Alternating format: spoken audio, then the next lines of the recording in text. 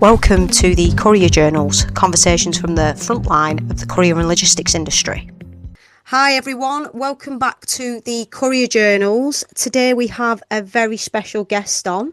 This is Karl from Axis Site and Logistics. Karl, thank you ever so much for coming on and joining us today. Hello. Hello, how are you? Not too bad, not too bad. Good. Karl, obviously, but we'll get into the nitty gritty of you, your background in logistics and everything shortly. But obviously, we met really through TikTok, didn't we? I think you'd engaged in a couple of our posts. Yeah. We did, yeah. And I was super intrigued. As soon as someone gives me, a bit of a background on them and what they've done, and obviously with your extensive background in logistics, it was an absolute no-brainer for me to turn around and ask the question for you to come on. And even though we've not had much dialogue, I think what I wanted to do today for the benefit of the listeners is really to learn with them as we go on. Because as I say, I've got a bit of a brief about you, and know that you know a little bit about who you are. But for anybody who is listening, and for me as well, who are you and what is Axis Site and Logistics? So, as Emma said, my name's Karl Douglas. I'm the owner and operator of Axis Site and Logistics. Who we are? So, we are a dedicated transport service for engineering, construction and heavy plant equipment. So we don't do multi-drop co-loading. We get a call and we go straight to site, pick that item up and then take it straight to its destination. Fully tracked, fully insured. And it's certainly been an interesting journey so far. It always is, no pun intended, right? Yeah. With the interesting journey. But I think it is in this industry. I think the experience that people have from person to person is completely unique, and that's why I love having people on, because it's your experience can be completely different, even if you're doing the exact same thing. Right? Definitely.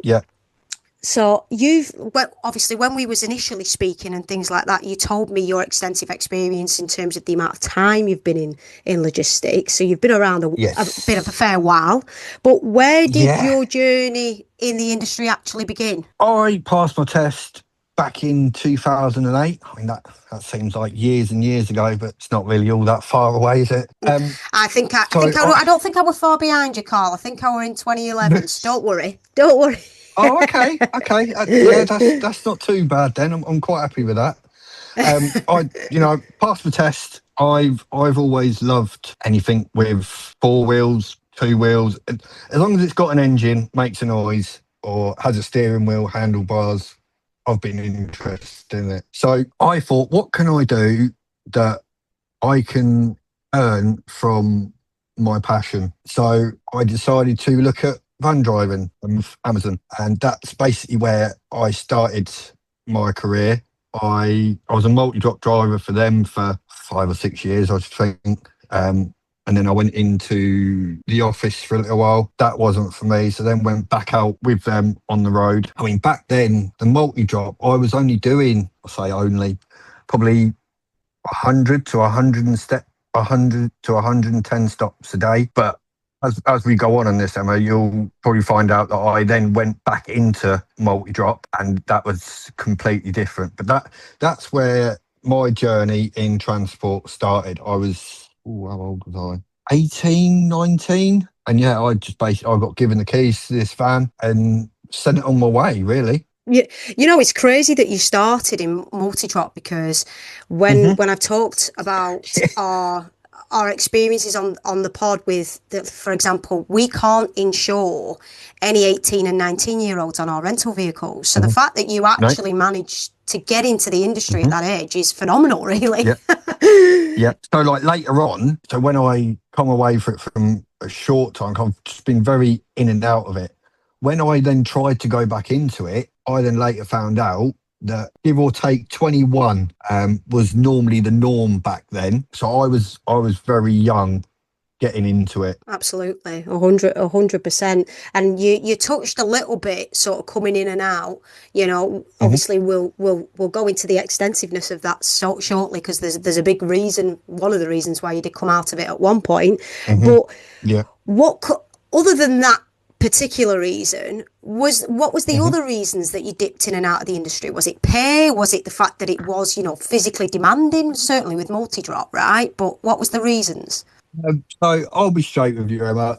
I I got to the point where I could do that route with my eyes closed in reverse. So although you have a pre-planned route, sometimes, streets will be different. But I managed to grasp that there are only a street off or two streets off. So every day I come in, I pretty much knew where I was going to be, to the point where I didn't even need like the big old POD reader, Hmm. because I knew where I was going. I didn't need that.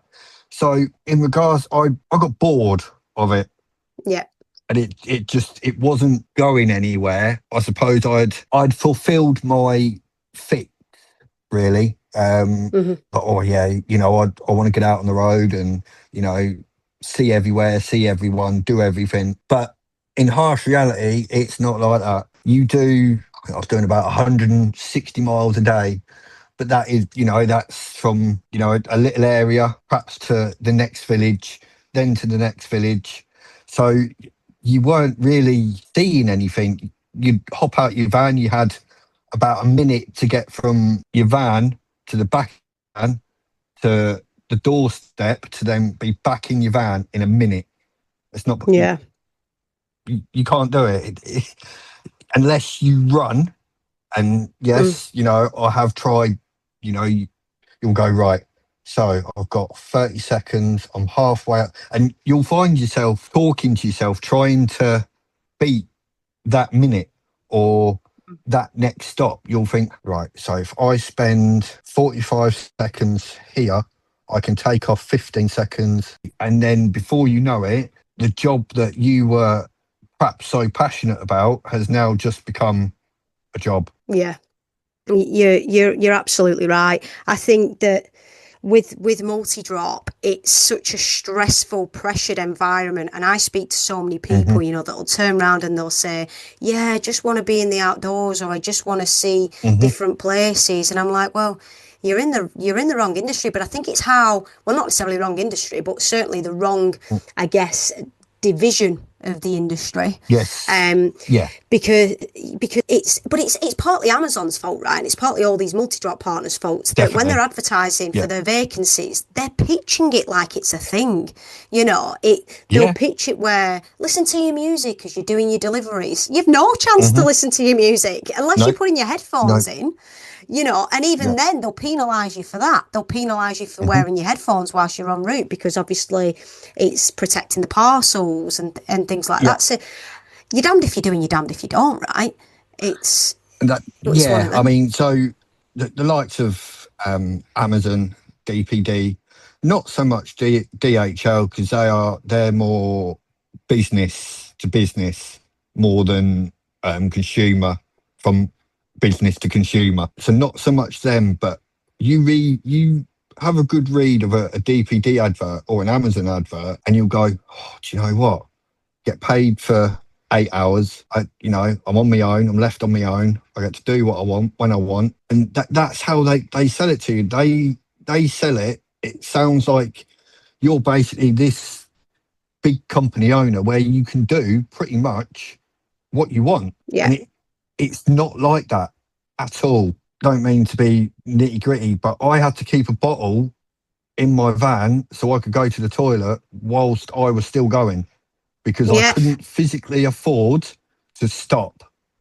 exactly. And you know what, Carl? I'm so grateful you've said that, because I've talked about this Yeah, being female on the opposite end of the spectrum, where we don't have that yeah, luxury. no, you know, no. so when I did need the toilet, it was really, really difficult, because, as you Hmm. say, you've got to try. It was almost like I'd physically have to plan. When I get my route in the morning, I'd have to Yeah. plan where was going to be a potential toilet break. Hmm. if I did end up needing the toilet, you know, and I'd find myself running to the toilet at the depot before I'd be leaving because I'm thinking to myself, I don't know if I'm going to get an opportunity to go Yeah. Yeah. whilst on my route, which it's crazy. It's Hmm. absolutely crazy. In what job do you have to plan toilet breaks? Like Exactly. Yeah. it's just nuts. But anyway, before Axis existed, then Yeah. obviously you've always mentioned your love of anything on wheels. But Hmm. if you weren't doing Axis, Yeah. what do you think you might have been doing? My dream was always to be an F1 driver. When I first learned to drive, I was like, yeah, I'm going to be this great Formula One driver. But life has its turns, and that obviously wasn't my path. I would probably be still driving machinery because that was another thing that I did always want to do when I was younger. Like, I'd go to the quarries when I worked with my granddad, and you'd see all like the big 360s, the dumpers, the dozers, the graders, and I thought, oh yeah, I wouldn't mind to go on one of them, and I did for a little while. To be fair, that was kind of another thing checked off my list. So it'd sort of be going back into that territory then, I guess, into that Yeah, element of things.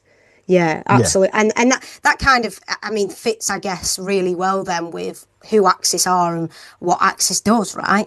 And what makes, I guess, your USP more powerful than a lot of others because you've actually had experience with some of these vehicles, right? yes. So the main reason I started Axis was when I was in the plant and we had a breakdown. We we would have to stand that machine down, due to health and safety as well. If a pipe went, or I mean, one particular day I had a hydraulic pump go. I lost Right, all my hydraulic fluid, which then meant I lost braking, steering. I couldn't tip. The machine runs off hydraulic oil. You lose that, you lose everything basically. So right.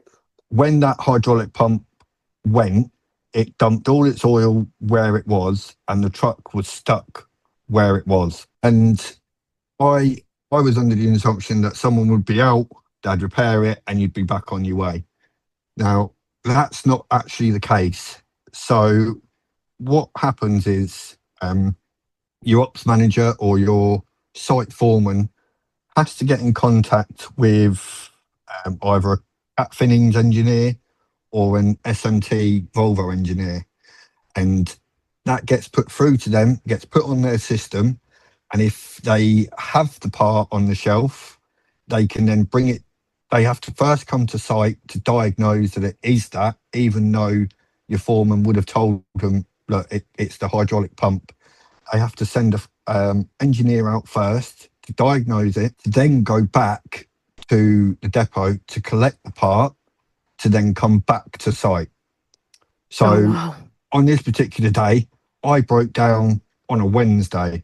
I didn't actually get to go back in my truck until the following Monday Right. because the part that they first brought out wasn't the right part. It was too small. They needed the next size up. So what they then done is they had to phone a courier to go and get that part from one of their bigger depots, bring it down and bring it straight to site. And I Jeez. thought, I'm bored sat here. Mm. I want to do my job and get on with it.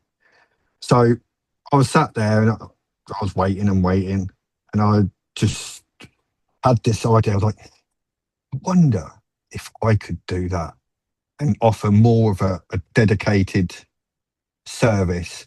So instead of them trying to source a familiar courier, they would ring Axis. We would send a dedicated vehicle, let's say to Duxford, pick this hydraulic pump up and then take it straight to the engineer on site, which then in turn would save downtime, save money, and save on engineering costs. And I mean, some of them engineers are on silly money.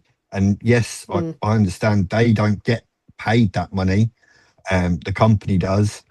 But when, the company you work for is paying an engineer sat on site at £150 an hour, it soon mounts up. Yeah, So Absolutely. in my head, if I can offer this service and hopefully save companies money, help companies out when, you know, when they're in trouble, is when they call Axis. And I think that's a really unique USP that you've got there. And Hmm. I say that meaning the fact that you can actually give real life experience compared to Yeah. the average Joe that can go Hmm. out and, you know, I've been in situations like that where I've talked the talk to a customer, but the fact that you can actually sit there and own it and go, this was Hmm. the reason why I did it, because actually Yeah. I was the one for the equipment, you know. So I Hmm. think that's a as I say, a really unique example, and you've put yourself, I guess, in a bit of a niche area. So Yeah, it'll be interesting to see how Axis grows over the next couple of years, based on all definitely. of that information, to be honest. But listen, there's a part of your story which obviously you did share with me when we spoke on the phone that I really do want to talk about, because obviously it Yeah. wasn't too long ago. Yeah, and No. as I mentioned to you before I started recording, and I was unsure whether we were going to touch here. I didn't know if it'd be a bit, Yeah. what's the word I'm looking for? Yeah, whether you'd be comfortable, but Personal. you know what I'm, yeah, exactly, Yeah. exactly. But Yeah. Yeah. you know what I'm getting at. So tell me and tell everyone what happened. My horrific accident back in 2019. I'll tell you exactly, the 20th of February at 6:15, 2019, my life changed completely.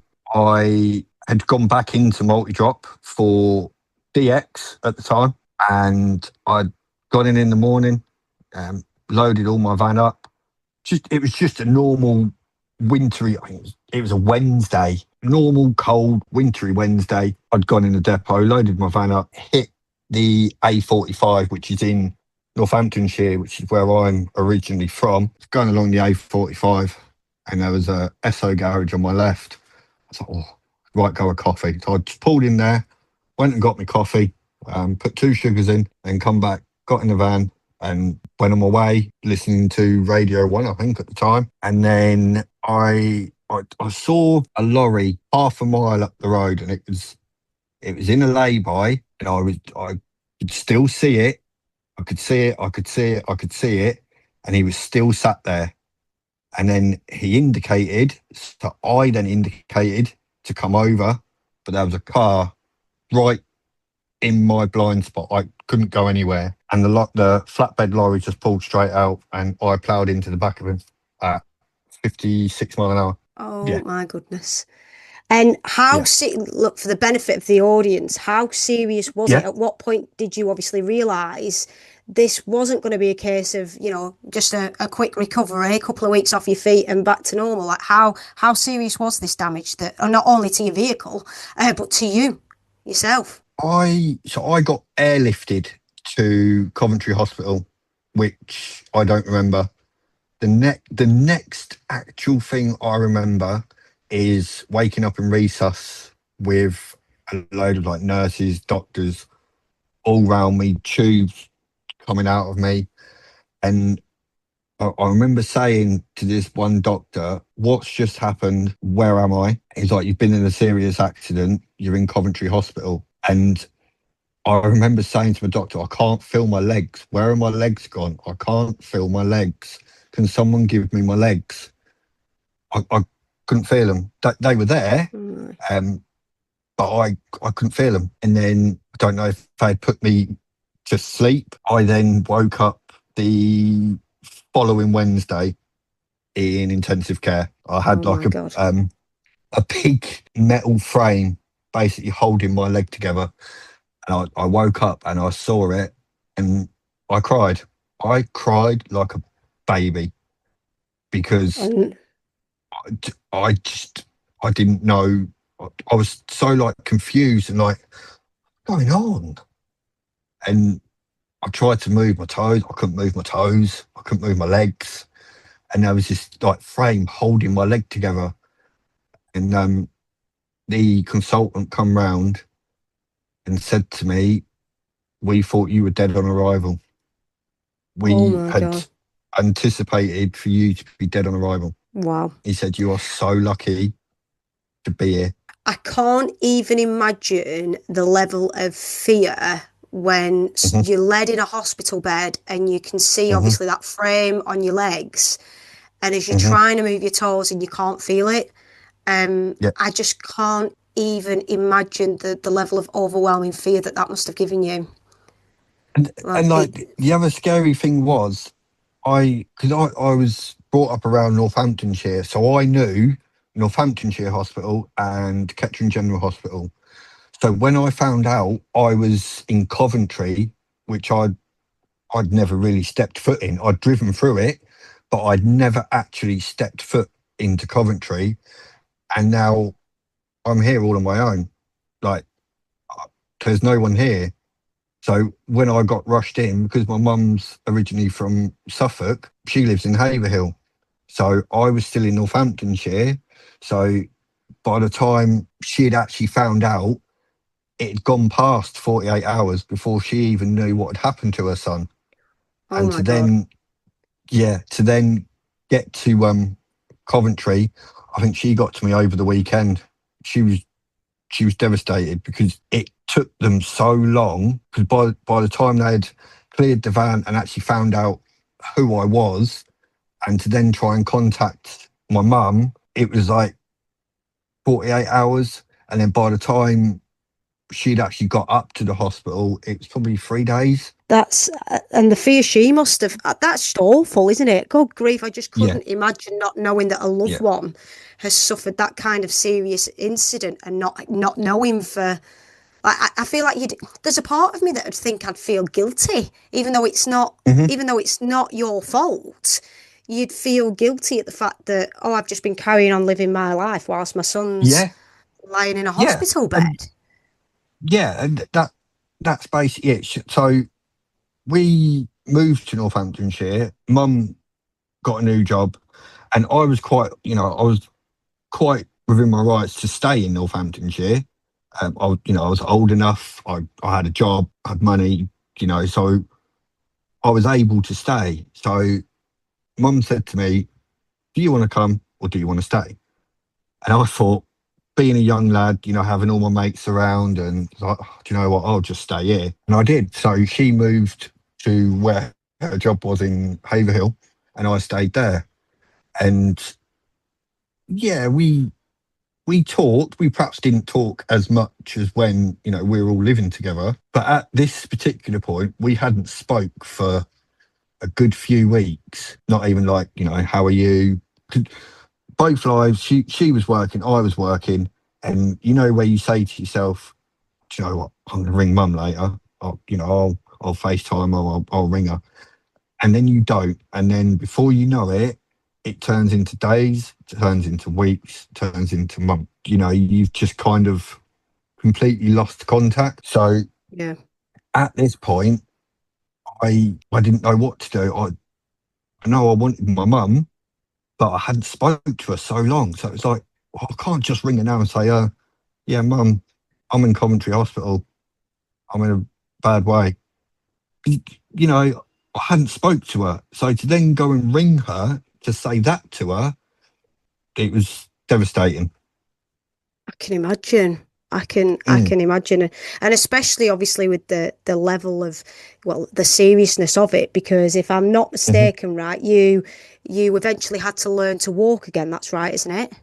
Yeah. So I had to go through the physio, and I had like it's like railings each side, because I straight away I wasn't allowed to put any serious weight on my legs until like it had some time to reform and basically get a bit better. So I had to walk along these rails, just holding myself up, trying to get my posture back and having the feeling back in my legs. Bearing in mind, I'd been laid up in Coventry for 5 weeks. So at this point, I'd been laid up in bed, bed bathed, bed bound for 5 weeks. So even just thinking about walking hurt. So I had weeks of therapy trying to like get the strength back in my calves because they were just so weak. I was so weak. Um, and yeah, trying to like even learn to having to go for a wee again. As brutal as that is, I had to Mm. learn how to stand there and go for a wee. Oh Um, my. to the point where they used to just have sit down wee because the pain was just Mm. too horrendous so early on. So I would say for a good 2 or 3 months, I used to just have a sit down wee, and that was how I got over it. Like walking upstairs, I'd have to crawl upstairs on all fours. I couldn't, bear in mind, I couldn't drive at this point, so I hadn't been driving for 2 months. So then I knew that was another hurdle, that later went on. But I knew I was like, right, I need to just learn to walk. If I can walk, I can then the rest will then come. Um, I got to say that was the hardest thing in my life, trying to learn to walk again at that age. Yeah, I mean, honestly, I think it's really hard for someone that's not experienced that to actually even Hmm. imagine just the different levels of emotions that you would have been Hmm. experiencing as well, because Yeah, I imagine that they changed day to day, and I imagined it I was challenged so up you. and down. Yeah, I can imagine that it challenged you and took you to your deepest, darkest mental states that you Joe, could possibly yes, be in. Um, yeah. but yeah, it's absolutely crazy. So just talking, I guess, about that psychological damage and obviously Hmm. the mental state that you was in. Yeah. I mean, as I say, we see the physical side of the recovery. We see from how you go from lying in a hospital bed to ultimately, doing what you're doing now. But what Hmm. was that hardest psychological part of it all? So the hardest thing for me personally was when I got dropped off back at home, and I walked through my door, well, crawled through my door, and sat on my sofa, and that was pretty much it. Like I had to ring so many friends to come and help me, like put me in the bath.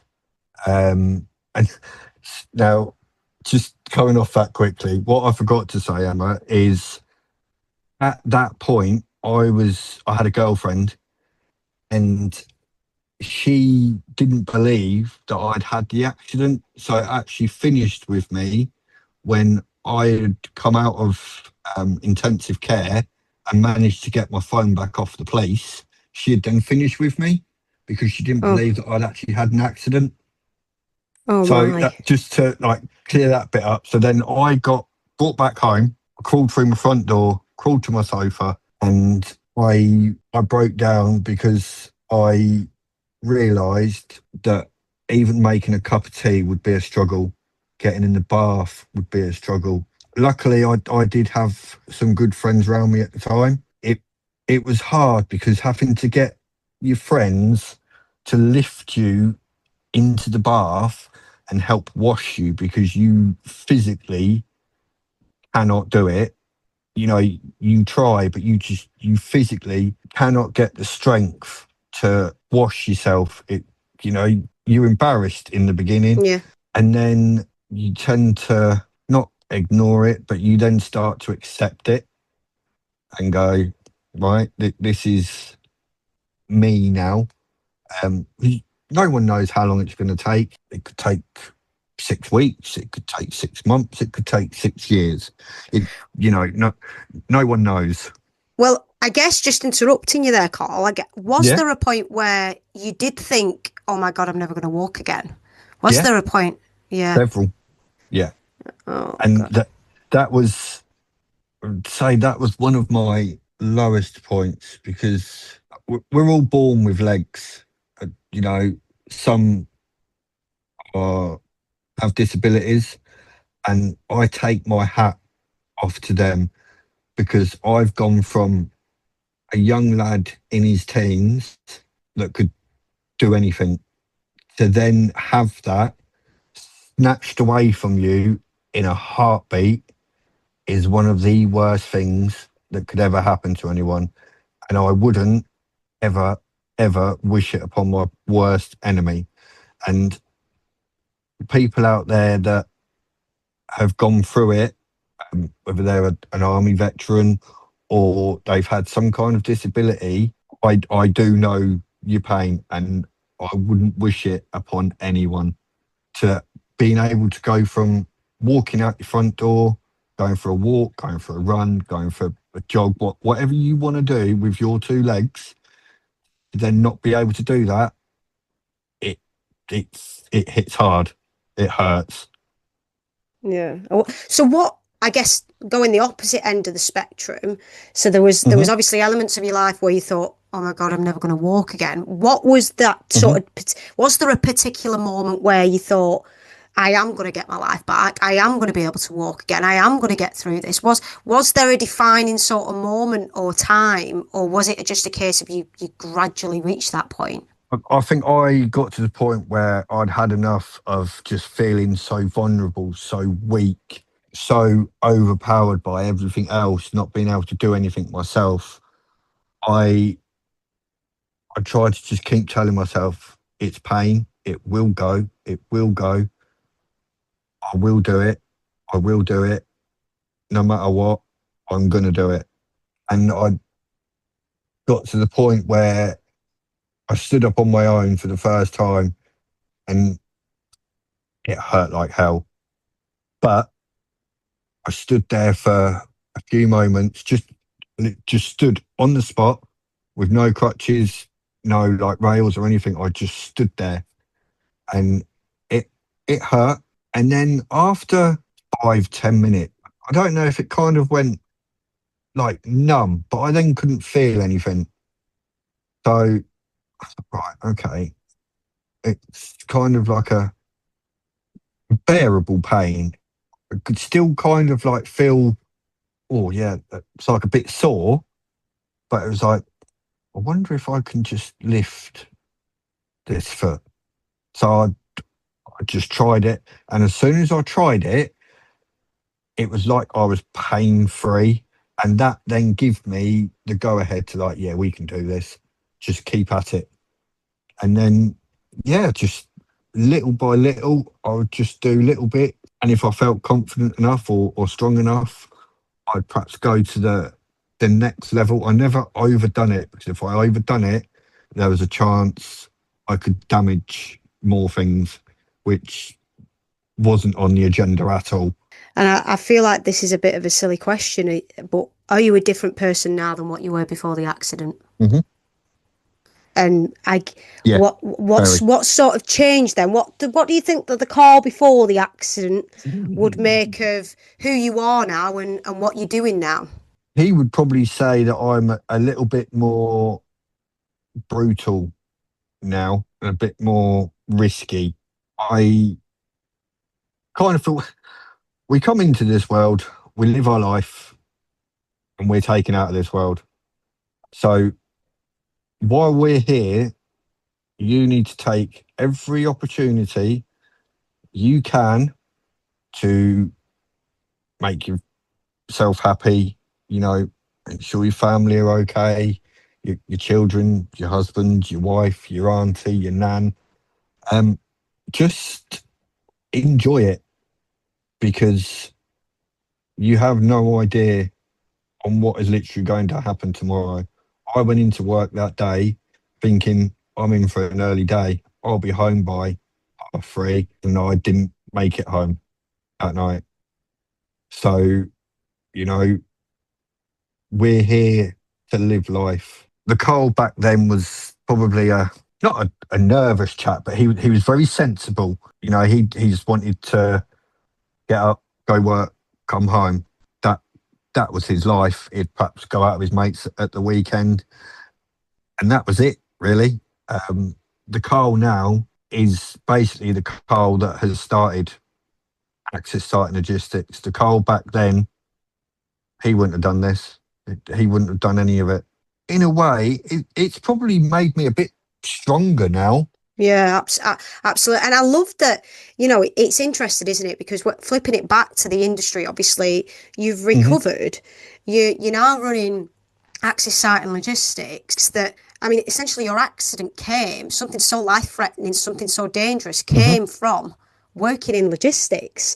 I mean, Yeah. so once you were recovering, what brought Hmm. you back? Because I mean, surely there's an element of me that thinks that if I was in your position, I'd be Yeah. thinking I want to go as far away from transport, logistics, courier as humanly possible. But you've just kind of gone, all right, no, I'm actually going to set this thing up from scratch, and Yeah. we're gonna. So tell me, what did bring you back? I didn't want it to beat me. Right. If I come away from it, it beat me. The one thing that I enjoyed was about to be taken away from me, and I didn't want it to be taken away from me. I still wanted to be able to go out for a drive, or just drive anywhere and not have that fear. Don't get me wrong, Emma. When I first got back out on the road and I come near a lorry, I was very jittery and I was very wary. But I just said, this won't beat me.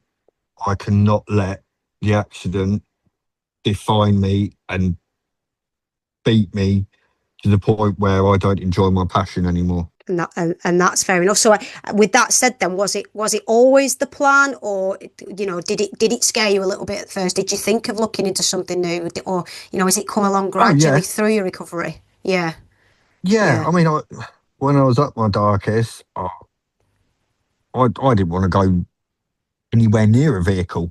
So I was like, maybe I just need to go and work in a shop. But then a lot of people around me was like, Carl, you don't belong in a shop. You know, hats off to the people that work in retail. I don't know how they do it. I couldn't do it. I genuinely I could not do it. Um, I was like, that's not you. You are supposed to be out there on the tarmac. And I was like, do you know what? You're right. Yes, this has happened, but am I really going to just sit here and let it define who I am and let it beat me and change my path? No. The only thing I can do is basically just get on with it. I'm going to have good days. I'm going to have bad days, and I'm going to have really, really rough days. Um, I just enjoy the good days. You take the bad days with the good, and you keep going. You you've can't got to. let yeah.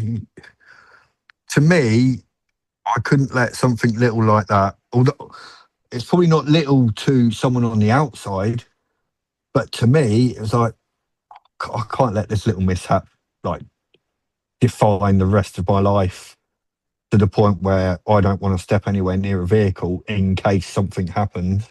Just got to take it. It's all you Yeah, can do, isn't it? Fight or no. flight. And I decided to fight. Yeah, and fair play to you. Fair play to you for doing that, and fair Yeah, play for, as I say, confronting your fear, because it would have been a fear at the time, as you say, when you drove yeah, past that wagon for the yeah, first time. I yeah. can't even imagine. I imagine it probably matched at some rate the level of fear you woke up when you couldn't feel your Hmm. legs that day. Yeah. It would have been petrifying. So was it during was it during your recovery that you started looking at building Axis Site and Logistics, or did it sort of come a little while after? How did that sort of come to fruition? So it would have been probably a good couple of years after my accident.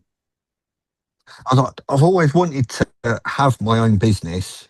Um, Yeah, I've just never really been able to like pinpoint what it is that I wanted to do.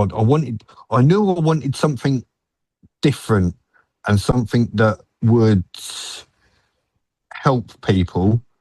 But at that point, I didn't really realize it would be a transport business, to be honest. I've, I've brainstormed all different ideas. And I would probably say what gave me the go ahead or the kick at the bum, should I say, was when I was in plant and I was sat around for 4 days waiting for this part to be delivered. I was like, yeah, I can do better than this. And Axis was born. And it's on that note where before we spoke and things like that, I'd done a little bit of digging on you, and you've countlessly Hmm. said across social channels how Hmm. companies don't necessarily need a courier when something goes Hmm. wrong, but they need a solution. Hmm. And I think, as I've mentioned, without wanting to repeat myself, I think the fact that you can draw on your own individual experience in the industry, being in Yeah. plant construction, etc., you Yeah. can, talk about real life scenarios, and the Hmm. importance of that, the money lost really during that downtime. And Yeah. I think this is really a key point now as well. So we're talking on that note, Yeah. and I guess the race to the bottom on rates, it's always a conversation, isn't it? People are always talking Hmm. about price of work and things like that. I think Yeah. you'll know yourself how much I guess that value of that transport is, right? That value of that transport and getting it there 4 days earlier is the Hmm. equivalent of so much money, isn't it? Right? Yeah. Yeah. So And if you imagine, Emma, you've got £500,000 worth of machinery sat on site, broken, not moving, but is still costing the customer money. Whether it's working 12 hours a day or is sat there idling, it's still costing money. absolutely. So do you think then, linking that back to the rates, because Yeah. there'll be drivers out there that are pricing on this kind of work and possibly Hmm. underpricing. There'll be shipping companies that are pricing on this kind of work that maybe don't know the industry as well as you Hmm. do. Do you Hmm. think that, I guess, as a whole, the wider courier industry struggles to understand how much it's actually costing that company to go without said part, and therefore we underprice it as a result, if that makes sense? Yeah. I mean, so the courier industry itself is a £17 billion industry, but falls into that courier standard is everything from man in a van to BPD. Um, we all fall into that. And a lot of people go, yeah, I can buy myself a van, stick a name on the side of it, register a company's house, I'm good to go. And then a part of them's like, oh, yeah, I quite like that machinery. Um, I'd love to work with something like that. And then they they might be lucky enough to get a phone call from someone that knows someone that works in somewhere that does this, this, and this. They've got the call and go, oh yeah, can you pick this part up? Not having a clue what the part is, they've gone, yeah, we'll do that for 60 quid. Yeah. And then it's like, okay, that's fine. But if something now happens and that part's 50 grand, if you've only got £10,000 goods in transit, what's going to happen? Love that. Who, You're who, bang on. who's going to fit that 40 grand hole that has now appeared because Joe Smith down the road decided to go and buy a van, knows someone that knows someone that knows someone in the industry, wants to do his mate a favour. Yeah, I'll do that for 60 quid. Goes down the road, something happens. That 40 grand bit of equipment is now splattered all over the M25, and you've only got 10 grand goods in transit. Who's fitting that 40 grand hole now? Yeah. Is it going to be And the courier? So, yeah. happens so often Yeah. that I think, it's the importance, right, of understanding the entire Hmm. customer operation rather than just Yeah. simply going, this is your price because it's this Yeah. many miles and it's Hmm. and it weighs this much, and you've Yeah. hit the nail on the head, because I reckon there's so many drivers out there that don't know the value of the goods that they're moving. I reckon No. there's so many shippers that don't know the Oh, the value definitely. It's Yeah. only, it Yeah. seems to be that it's only when it goes above a certain threshold, i.e., over 100K, Hmm. where people start having a conversation and going, you need this level of goods in transit. I can Hmm. remember we had some gold that we was moving around for an old company of mine, same day again. And at first it was like, oh well, we'll just put the average Joe, and it's like, hold on a minute, this guy's moving gold around. Hmm. It needs tracked. We need to make sure that that vehicle's tracked from start to finish. It can't Yep. have its tracker off at any point, and it's got to have a certain level of goods in transit. So you've absolutely hit the nail on the head. It's frightening sometimes that drivers simply price a job from A to B rather than factoring in the whole operation and everything else it entails. So Yeah. So, I mean, just going back to that, I since I've been in and out of it, it is so easy now to set up a courier business, as people say, transport courier, whatever. It's so easy to do that now, and if you are willing to race to the bottom for the price and just take everything and anything, it is why the couriers have got such a bad name, because there is so many people out there that just look at having a van, put your magnet branding on the side of it, so no accountability, just a old van that'll just go to and fro, and not even really be interested in the industry. He just wants to make a quick buck. That, yeah. that's it. That's all they're interested in. Yeah, because they see what Courier's earning, and they think, oh well, I can go and do Hmm. that. I can drive a van from A to B, Hmm. and I think I've always said it that communication and relationship building is the key to a successful courier business. And I Yeah. think when you can be on a level with them, especially from the industry you've been in and taking that and Hmm. and sort of making your own niche with Axis like you have. It gives you a real sort of level playing field when you're going into speaking to these companies that are in the industry that you're targeting, because as I've mentioned countless times already, you've had that experience. You know that the day-to-day challenges, you already are 75% ahead of the competition because you've worked in that industry. So Hmm. as I say, it makes it completely unique. So what did, after everything you went through, then all the Hmm. trials and tribulations with your accident, and then you finally set up Axis, what Hmm. did that first Axis job feel like? I'll be brutally honest with you. I was packing myself. I was so nervous. I was so nervous because I'll tell you, the first job I done, right, it was for 4 bolts, just four um, Allen key bolts to go to a site in Harrow, from Suffolk to Harrow, and it was just 4 bolts. They didn't come in a box, nothing. It was just 4 bolts, and I put them in a like a little secure container in the back of the van that sits on the floor for little stuff like that. And I felt so much responsibility, and it was like, they need these, like these need to be there, and that's why they've rang me, because they need them to be there. And like, when you're on the phone and you're talking with a customer, and they go, "Oh, do you know what you're on about?" And you go, "Yeah, you want some sunken um, M18 Allen mill Allen key bolts from our local supplier." It's like, "Yeah, I'll go and get them now, and I'll bring them straight to site." It's like, "What do you mean you'll bring them straight to site?"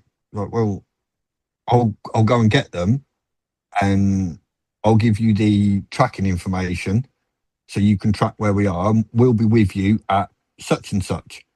It's like, "So what? You'll be here by such and such time?" I was like, "Yeah, well, yeah, that's fine. We can be there by then." It's like, "Oh, we planned for these. to be here like later on, and then we'll like finish the job tomorrow. I was like, no, that's why you come through to us. We'll go and get them. We don't co-load or multi-drop, so we can give you a precise ETA of when we're going to be there, so you can then carry on. And he's like, oh, we can finish the job today then. Yeah. Yeah, there's if you know. there's Yeah, that's definitely a part of him, Carl, that was a little bit gutted there, thinking he were going to get the rest yeah, of the day off paid. yeah. And do you know what, Emma? That I have I've had a couple of them where they've said, what you know, they've rang my phone. Everything comes through to my phone. I don't miss it, and I can always answer it. So I had one job come up for a hydraulic hose, going to the other side of Dartford, and he rang me. This was, about 11:30, 12 o'clock, and he was like, "I've got this part. It's ready, but when can you get here?" So I had a look at it, and I was like, "Yeah, I should be with you by about 2 o'clock." He's like, "What?" I was like, "Yeah, I'll I'll go and get it. Take me like 15 minutes to go and get the part." It was luckily only up the road. I said, "Yeah, I should be with you by 2 o'clock." And I knew in my head that I would have been there before that, but I always like to like overpromise. So if my route planner says 1:10, I will always say 2 o'clock, or depending on where it is, I'll say 1:45. So on this particular job, I said, "Yeah, we'll be with you by 2 o'clock," and I got there at 1:10, and they were due to go home at 4 o'clock, but they just needed this last little bit of meter hose just to connect the last. It's for a shop fit out. Um, Something to do with the ducting. So they just needed this like last little bit of hose to connect, and then they could sign that job off. So I was like, "Yeah, no worries, Liam. I'll be with you by about 2 o'clock." So I'd gone up, got the part, headed on the way, and then I pulled up right outside at about 1:10. I was like, "You right, mate? I've got this bit of hose for you." So, "You weren't meant to be here yet." So yeah, roads have been good. I always like to give a little bit of leeway. So then, if something does happen, he's like, "Right, Axis are going to be here by about 2 o'clock. Okay, no worries. If something happens to us where we're a little bit delayed, we've got until 2 o'clock before we need to do anything else. If 2 o'clock comes round, it's like, Liam, something's happened. I'm literally 10 minutes away. I'm on such and such road. Something's happened. I'm 10 minutes away." I'd always like to stay in contact if I need to. If I'm ahead of the schedule and things go smoothly, then I don't need to pester that customer. I've said what time I'm going to be there. If that phone doesn't ring with my number on it, then everything's okay. If it rings, then there's a problem, and Yeah. we'll do everything we can to fix your problem. Yeah, absolutely. You've always got to do that under promise over deliver scenario. We're the absolute Yeah, same. You've got to, because it's as you say, even in an industry, well, any type of industry, if it's 5 minutes late, they're always going to remember that one time it was 5 minutes late exactly. compared to the Yeah, 10 times it was 55 minutes early. Do you know what I mean? yeah, So yeah. it's 100% doing the right And like, thing. also, Emma, I think I've got the multi-drop side to thank for that. So like, Mm. I would much rather turn up somewhere 2 hours early, sit there until my appointed time, than leave an hour later and risk getting there later. But I kind of feel like that's from the multi-drop side. You'd always want to be early, because if you were early, you were ahead of your schedule. which then Yeah. means you weren't running around like a headless chicken at 6 o'clock at night with the last 10 deliveries, that if you'd just got an hour ahead, you'd be finished and home by now, eating your dinner, having a shower. Yeah, yeah, you're right, and I've never thought of it like that, but I think that probably Hmm. is the reason why I can be the way I am with things too, Yeah. similar to that. And I think it's especially when you enter the industry and you've come from multi-drop.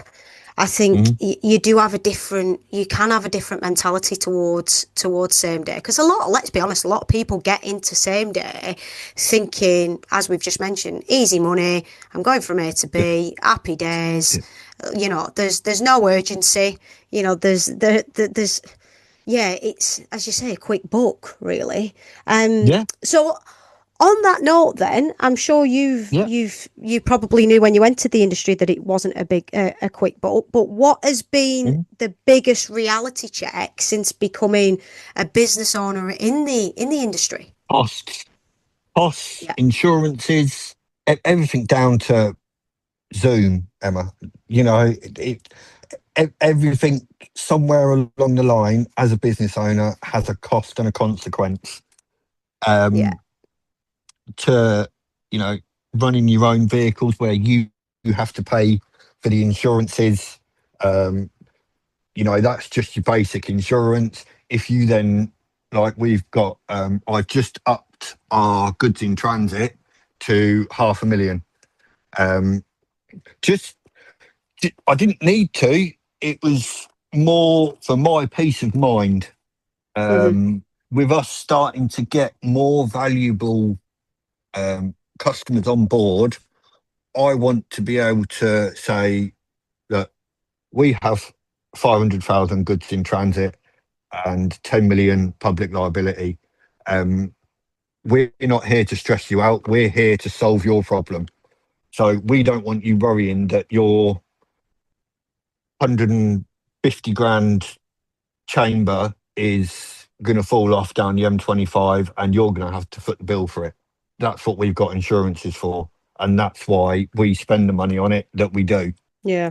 I think you, by doing that, to be honest, you encounter any problem before it happens as well. Exactly. You know, Yeah. you do, if that inquiry does come in, you don't have to turn around and say, right, I'm going to have to do X, Y, and Z before I can Mhm. facilitate this.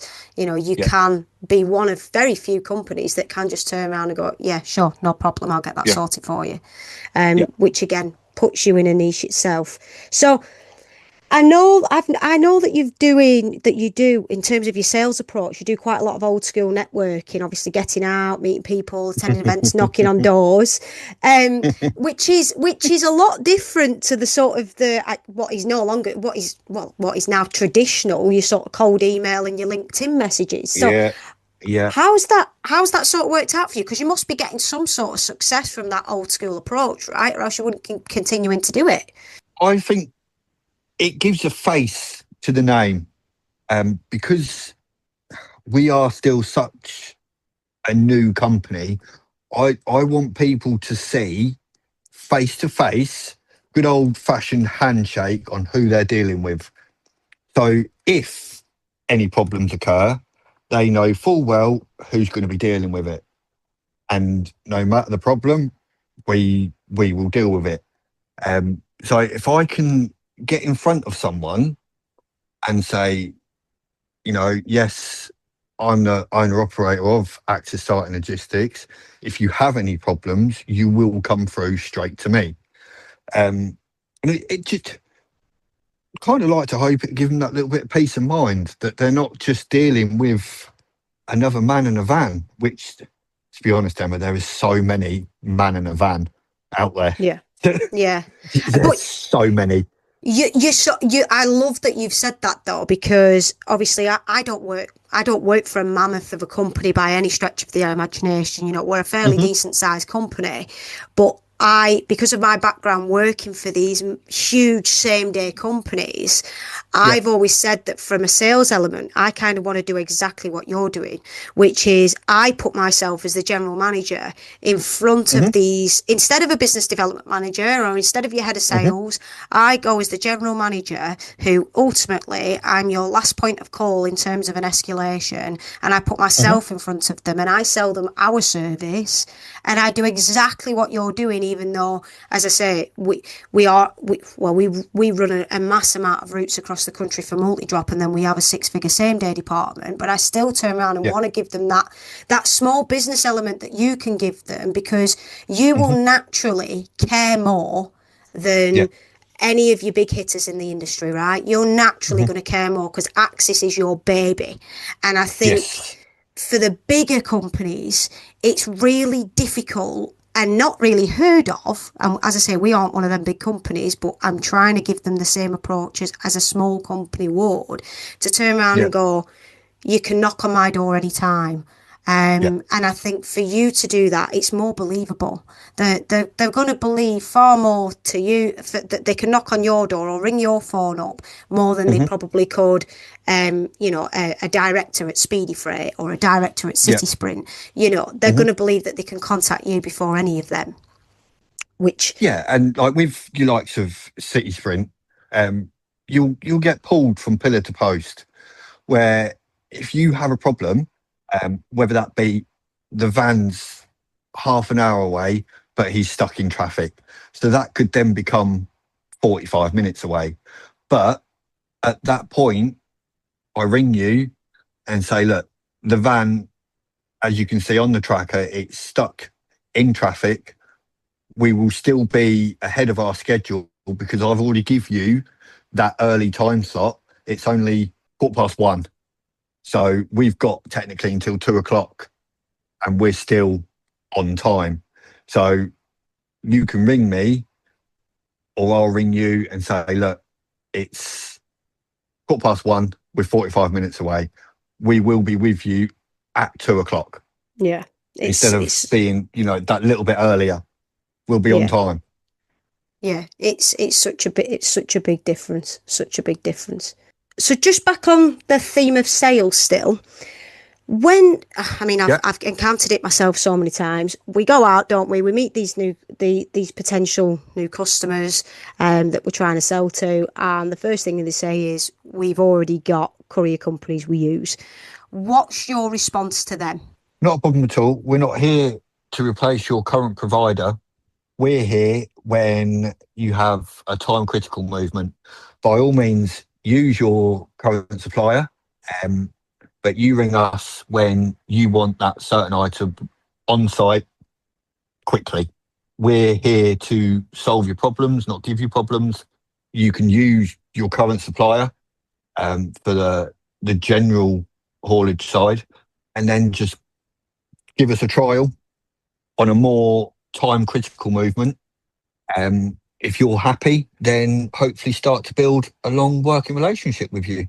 And I think it's such a question. Well, it's not a question. It's a response that you get so often, isn't it? When you are trying to knock on doors, Oh it is. yes, oh It is, yes. yeah, and it's how you handle that in that situation, because Mhm. so many do turn around, don't they? And And you know, this, do you know what I find, Emma? It's like, no, we're okay. We use DPD, or we yeah, use DHL, or we use FedEx, or we use Joe Smith. He's only based in such and such. We use him for anything else.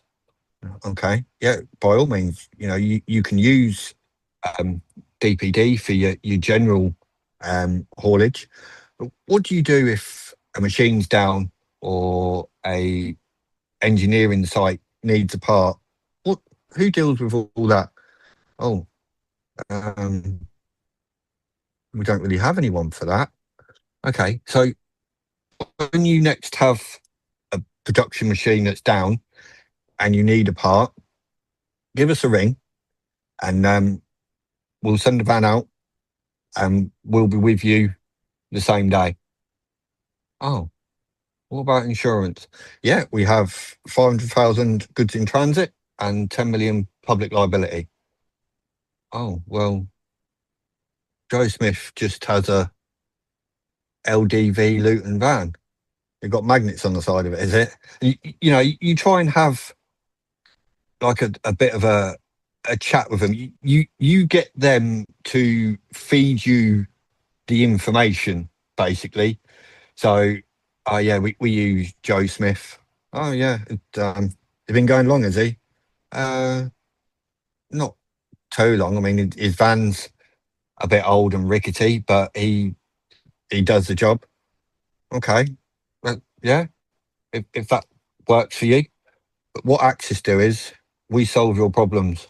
So you ring us, we'll send a van to go and collect your part, and we'll bring it straight to you, fully tracked, and you can have as many updates as you require.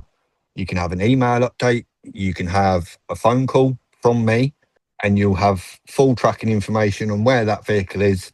So then, if we say to you that van will be on site at 2 o'clock, providing nothing happens out of our control, i.e., weather, the roads, we will be with you by 2 o'clock. Oh, so then we'll know when the machine will be up and running. There you go, Mr. Jones. You'll know when your production line can be back up and running the same day within a matter of hours instead of a matter of days. And that they tend to like go, hmm, okay. And then they'll start to perhaps speak about price. And like I say to them, we're not here to compete against the race for the bottom companies. Yes, our pricing might seem a little bit expensive until you use us, then it becomes not so expensive. So it then opens their eyes. Oh, do you know what? Yeah, Axis is £300 for this part to go 2 hours down the road, but I know full well it's covered. I can track him, I can ring him, I can contact him, and he's going to be here at 2 o'clock. So then once the part's here, half an hour to fit the part. So my machine's then back up and running by 2:30 instead of when's my machine going to be up and running? You know, is it going to be down for another 24 hours? Well, it's Friday, so it'll be down Friday, Saturday, Sunday. And that's if they can get the part here Monday. You know, that price then doesn't seem all that expensive then. It's like, yeah, Carl, can you go and get this? Yeah, I'll be with you by 2 o'clock. Yeah, that's fine. It's this price. Yeah, no worries. Send me an invoice, Carl. Okay, no problem. Speak to you soon. That is literally it. Yeah, you can't put a price on reliability. I don't think, can you? I know when I've No, spoken I to. don't think you can. No, you absolutely can't. I spoke to a company a while back, and it was a company that I onboarded for my old company, Hmm. and then they've since followed me onto my new company, and I can remember them turning around and they weren't best impressed with the previous company that I worked for, which largely was one of the reasons why I went. I'll be honest with you, was because Yeah, operationally it was a shit show, and I yeah, started to not believe in what I was selling, the service that I was selling. I didn't no, want it to reflect badly on me as I moved on within the industry because I thought none of these customers are ever going to believe a bloody word I say because I'm selling a service that isn't following through on its promise. yeah, So yeah. when I actually went out to speak to this guy again, he said, "Oh yeah," he said, "we still do use X because they're competitive on price, but we'll use them far less occasionally. We now have started using Y because Yeah. even though they're £20 more expensive on their local deliveries, they're reliable." He Hmm. said they'll Hmm. come in the right size van, the correct size van that I've Hmm. asked for, and they'll show up on time. Yeah. And And that it's they have that accountability, yeah. which I'll be brutally honest with you, no bullshit. A lot of people out there, they don't have accountability. If something goes wrong, it's like, it's not my fault. I Mm, didn't do that. You know, like if a site manager or a plant manager rings you with a problem, you need to be able to solve their problem, because they're at the end of the phone, stressed to high heaven. And if you're there going, oh, I don't know, I didn't do it, that's not me. And, I always think if you mess up or something's not going to plan, if you own up to it and find a solution, you'll do far better than what you would if you just go, well, I didn't do it. That's not my problem. That's so and so's problem. Or, oh, that must be such and such's job. It's not mine. Yeah, 100%. 100%. Now listen, we've talked a lot about Joe Smith and Joe Smith's rundown van and things like that. So I'm Yeah. not sure obviously what stage you're at with Axit, whether you've got a sort of a subcontractor base or anything like that. But when you do use another courier, whether that's been something you've already done or something you're hmm going to be doing in the future, what hmm makes somebody a driver that you'd use again? They need to have the same passion that I have. They need to be accountable. So when they're driving one of our vans, if something's happened or they're potentially going to run late, they need to own up to it and own it. So if they ring me and try and bullshit me, then I'm not interested. If they go, Carl, I'm on a diversion, the M25's shut, I've had to take a 35-minute detour. I've already rang the customer and said what's going on, and they're perfectly happy. We're still going to be with them, arranged deadline, then I'm all over that. If they've took the initiative to ring the customer before they ring me and explain to the customer what's gone on and had a chat with them, made sure that everything's okay, and we are still on schedule. We have just had to take a detour. So when you look on the tracker, it will be off route, and this is why. If they've done that and then rang me and said, Carl, look, I've had to take a detour. There's a diversion set up from the M25, so I'm now going this way round. I'm still ahead of schedule.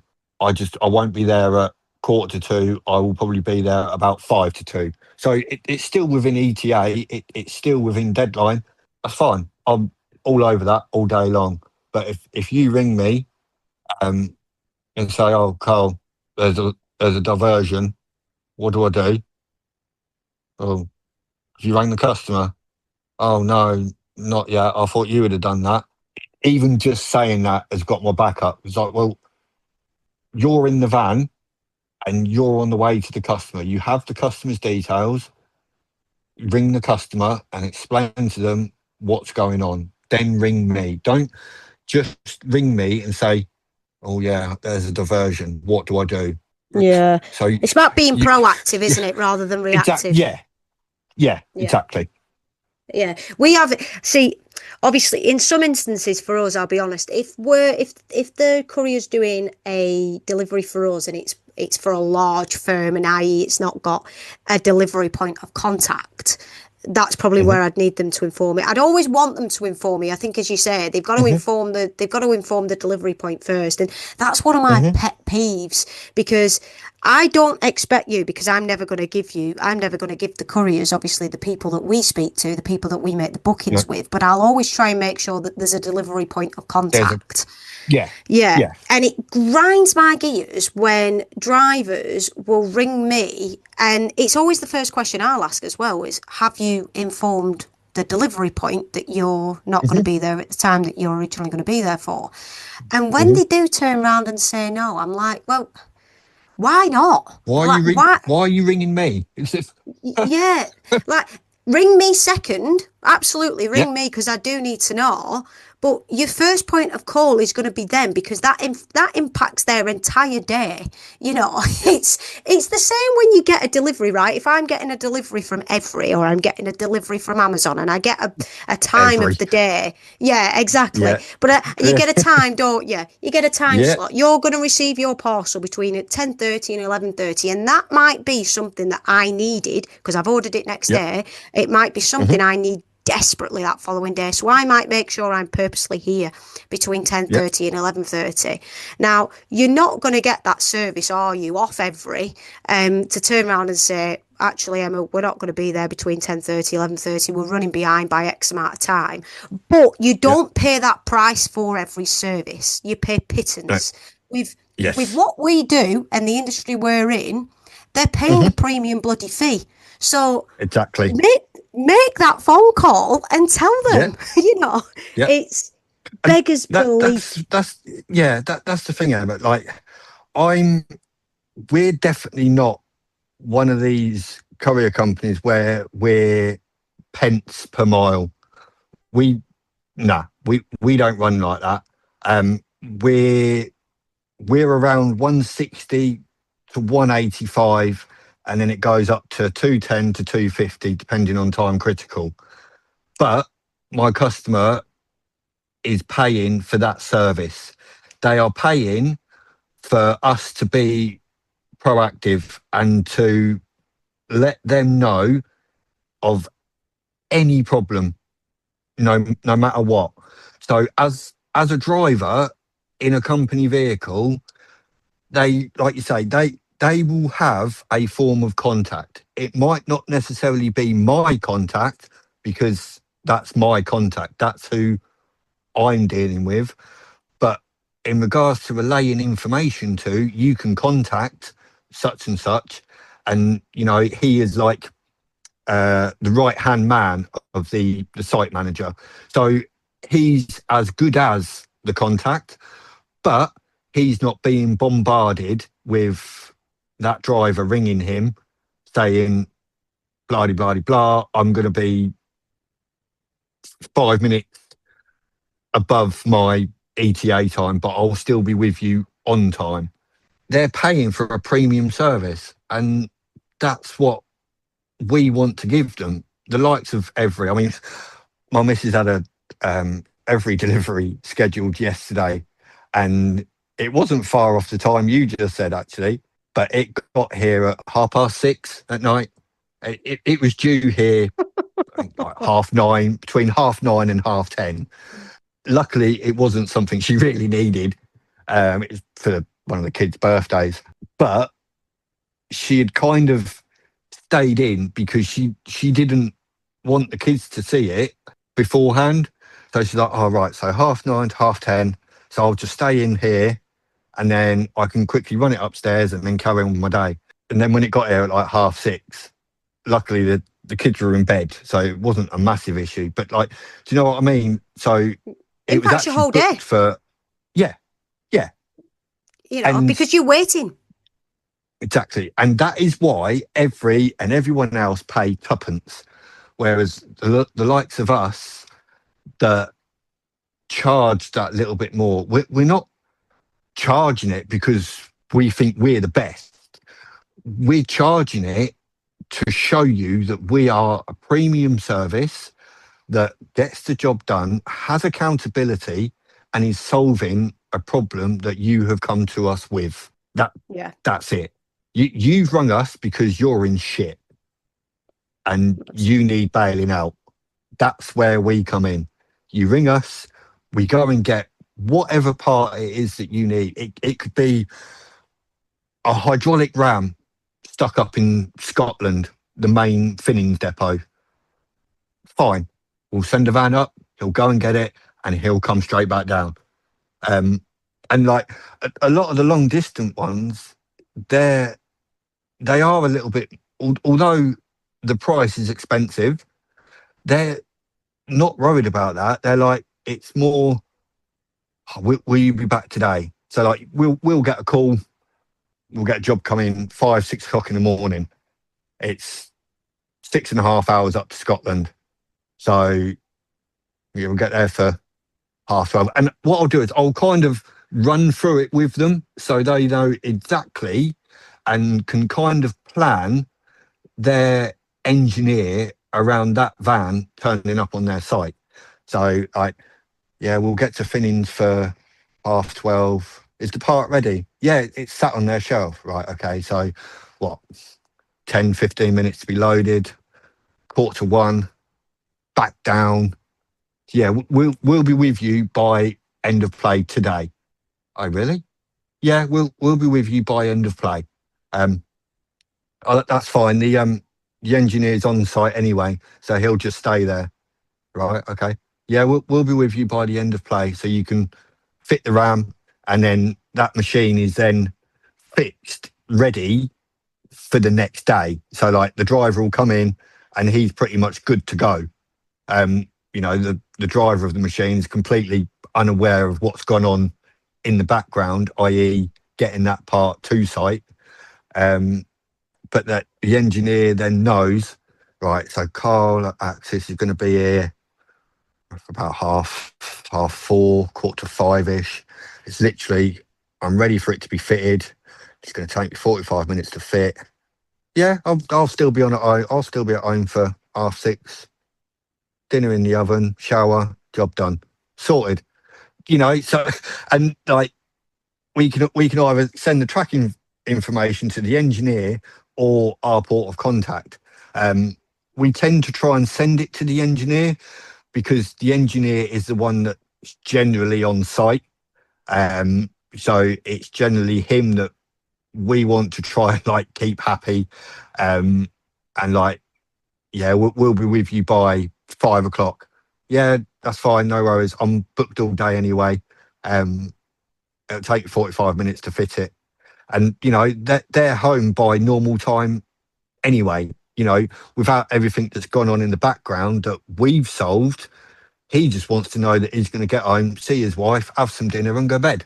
So wait, just so I can clarify then, because I've been listening to Hmm. the way you've been talking about the way in which you run your operation. When Hmm. we talk about the future and where Axis is going, by the sounds of it, Hmm. you like it being completely owned, I guess, the full operation by Axis, sorry, from start to finish, i.e. the call comes to Yes. you and it's done on an Yeah. Axis vehicle. Is that Yeah. the way you see things in the next 3 years, or do you see it where Yes. you are right? It is. So you want to grow a larger Yeah. fleet. Yeah. So Okay. in the next sort of 2 to 3 years, I, however long it takes, I don't want to rush the growth. I would rather grow steady and still be able to obtain that same level of service. In regards to the fleet, it will be Axis vehicles and it will be Axis drivers. Right. Cool. Because that is obviously a different approach, because as you rightly pointed out on earlier on, the cost Hmm. of running these vehicles is so excessive, which is Hmm. what forces a lot of people that start up initially with their own fleet. It forces Yeah. them down that road of subcontracting work so frequently. So Yeah. that in itself will obviously be such a USP if you do manage to keep everything in house over the next couple Yeah. of So years.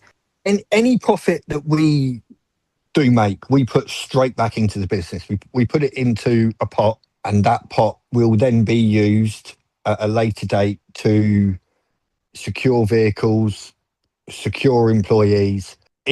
Even if over the next 12 months, 2 years, we can get one other vehicle and another driver, you know, to start off with, that's fine. I don't want to grow too quickly where we have to sub our work out. I want Axis to be known across the board for the reliability and the accountability.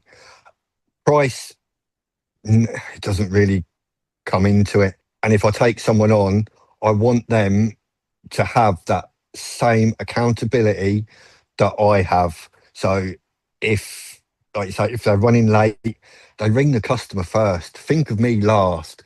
Just as long as you let me know, I, I, I don't care when you let me know, as long as you've spoke to the customer and they're happy and you're still on ETA, then ring me later on.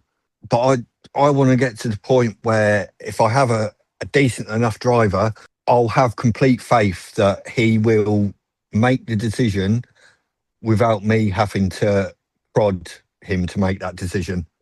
Whether that Yeah. be female or male, don't mind. If we click and you go out in the van and I don't know, I just ring you up just to see how you are, and you go, oh, by the way, Carl, just I've had to ring John at plant hire. I've just had to do a diversion from the M25. So it's saying I'll be with him by 1:55. I know we said we'll be with him at 1:45, but we're still in line with our ETA. Yeah, that's fine. No problem. Have a good day. I'll speak to you later. And, that's it. I don't need to be on the phone to them all the time saying, have you done this? Have you done that? Have you done this? Have you done that? Just do your job. Yeah, and And I think, Carl, you don't get that transparency with the no, subcontractor element, do you? You don't get no, that complete, they don't and it's not. care, Emma. That's the bit that pisses me off. Like, they'll have their own van and it will be, they want to make a quick buck. You'll be delivering something interesting and go, oh yeah, I'll do that. And it'll go in the back of their van. They might strap it, they might not. Who cares? They don't.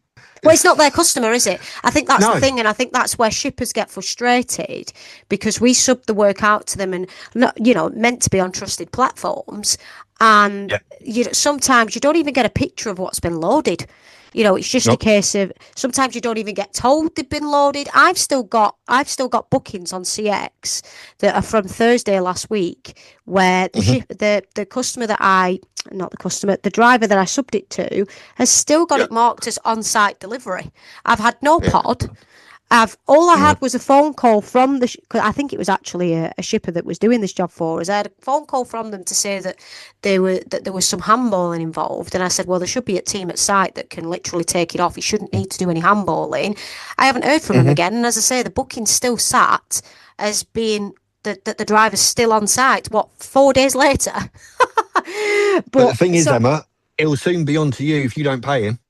Oh, absolutely, absolutely. And if he gets his invoicing late because of that, it'll Hmm. all be my fault and not Yeah. his. So it's this industry. It swings and roundabouts. But where do Yeah. you where do you want Axis to be in 3 years? Then we've talked a little bit about it. What's your ideal scenario? I want access to be in with the major manufacturers of plant, the likes of Volvo, Finnings, Komatsu, Liebherr. I, I want access to be their port of call in 3 years' time. Ideally to the point where they don't even need to look; they just ring us, tell us what's what, and off we go, and that's it. They then know that they have full peace of mind. Karl at Axis is dealing with it. We'll just carry on. He'll be here at such and such, and lo and behold, an Axis van will roll through, and there we are. Sort of fleet wise, where what number of vehicles would you love to be at? Because obviously we'd love to say 30, wouldn't we? But as you've just rightly pointed out, you want to Mm. grow steadily because you don't want to have to bring subcontractors in. So you've got to No, sort of really work that out in terms of pace of growth. So where's yeah, sort of a realistic vehicle number I, count for three I, years?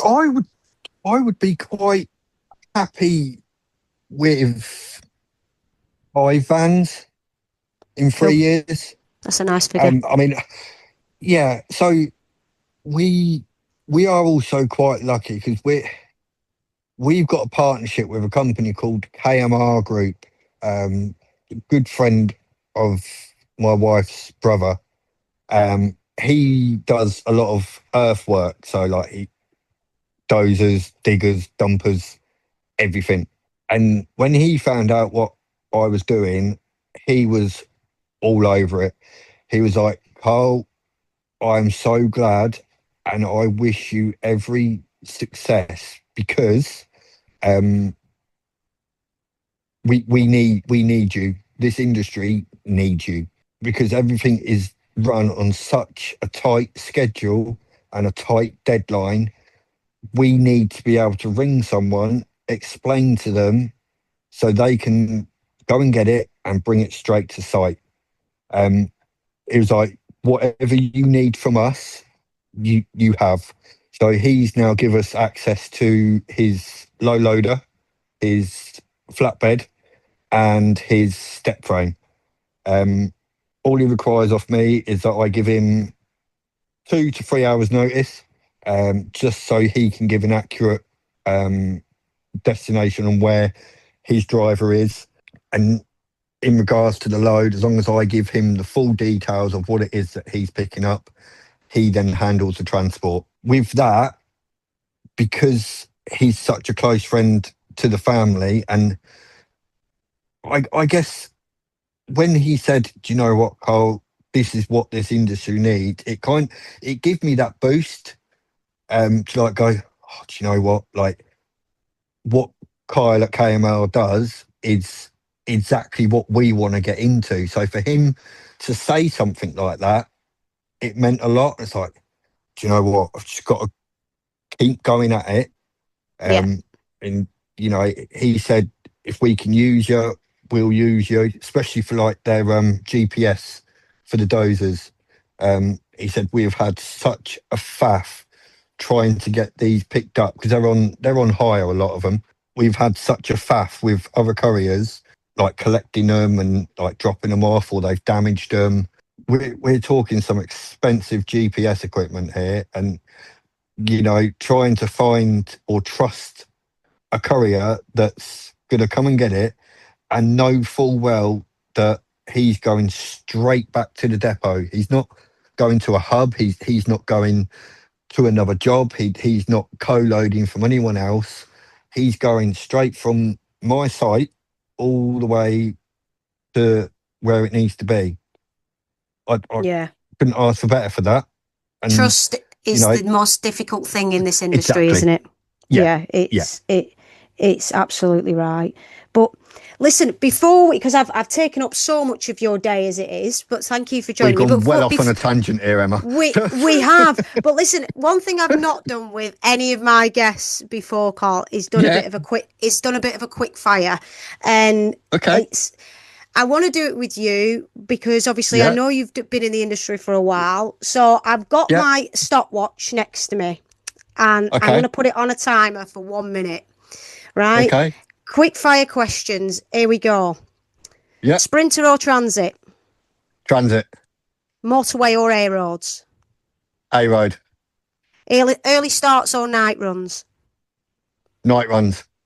Owner driver or fleet owner? Fleet owner.